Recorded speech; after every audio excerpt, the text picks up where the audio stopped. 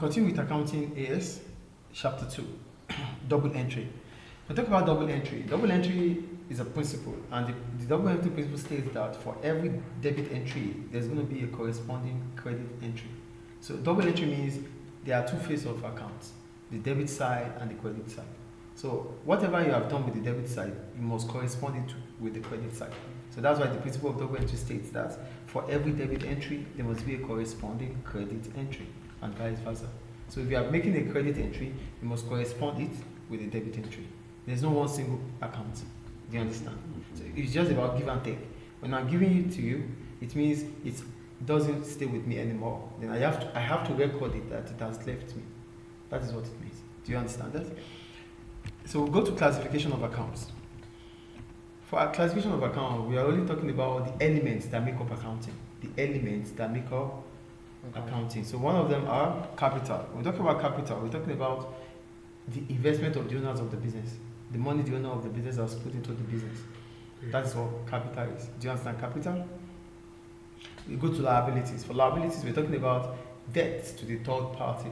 Debts to the third party. So these are money owned. The money the business is owing to the third party. That is liabilities. Do you get liabilities? Amount of due the business and Don't worry about that. Just listen to whatever I say. So it is called debt to the third party. The amount the business is owing other businesses. That is. How is it third party? Third party. They don't belong to you. They are not part of your business. Yes. They are someone unknown, someone that does not belong to your business. Second party. Third. Third. It's the third party, not second party. Do you understand? Okay. So we call them third party because they are not part of the organization. Oh, third party. Yeah. Is it clear? Is it clear, please? Yeah. So for liabilities, it's split into two. We have current liabilities and non-current liabilities. Why do we call it current liabilities, or why do we call them current liabilities? We call them current liabilities because these debts are the amount the business is owing to the third party that has to be paid within a year. That is current liability. They are the amount owing and has to be paid within a year. Examples of current liabilities are the trade creditors, your credit suppliers. You have to pay them back. You have to pay them within a year.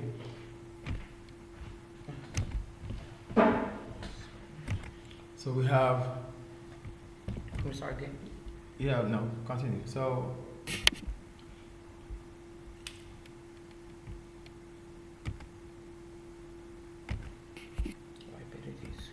So liabilities, we have current liabilities, which are the money owing and that's to be paid back within a year. Examples I made was trade creditors. You are owing them, you have to pay back. Trade credits. Trade credits, yeah. That means you bought on credit and you have to pay back your And even long-term credits.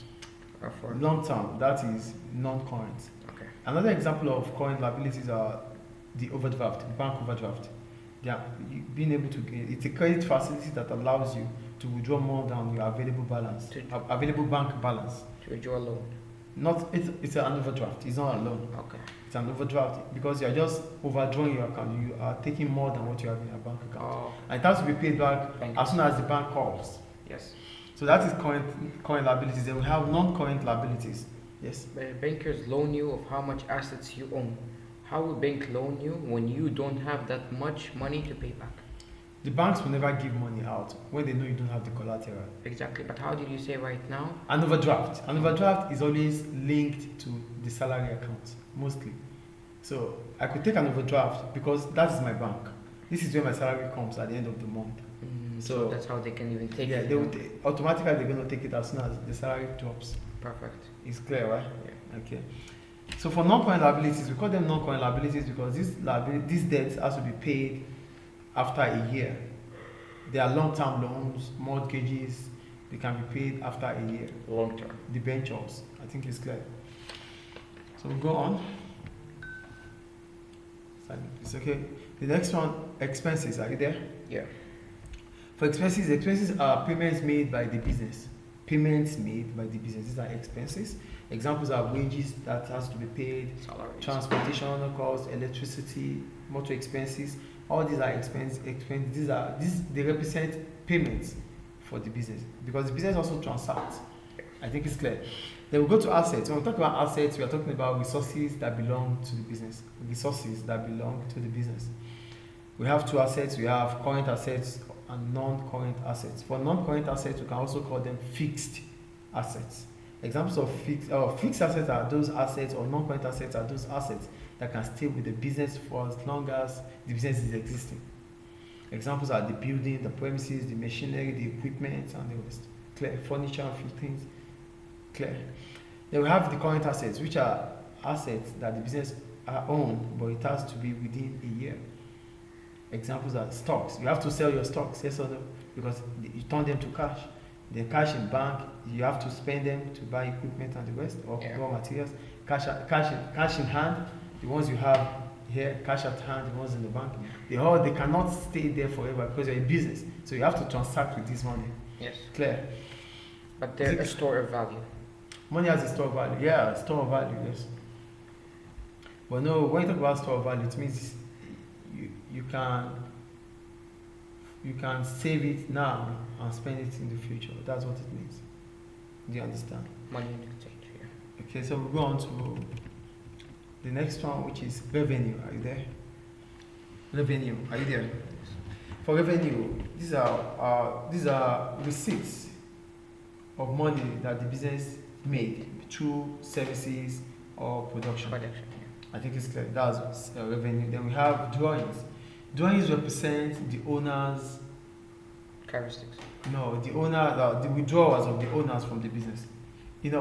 There's one of the accounting concepts is business entity. One of the accounting concepts is business entity, which means the owner must be treated separately from the business. So that's why when an owner puts money into the business, we call it, or we tag it, capital. Because the owner must be different. It has to be paid back to the owner. Mm. Do you understand? That's why we tag it, capital. And as soon as the owner withdraws money from the business, because the owner is not the same as the business, as soon as the owner withdraws money from the business, we tag it drawings.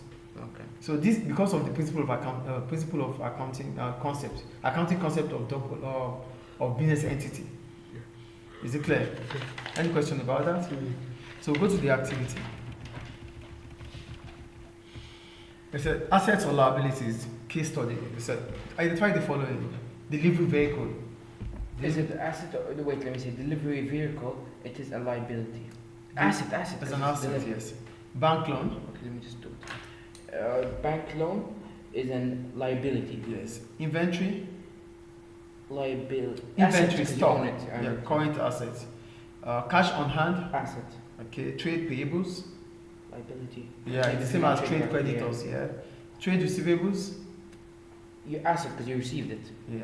Okay. No. Okay. Your office equipment. Assets. Cash at bank. Assets. Great. And we have further. Now they said identify the following: expense or revenue. Rent received. Revenue. Good. Telephone charges. Expense. Yeah. Sales of goods or services. Revenue. Okay. Wages and salaries.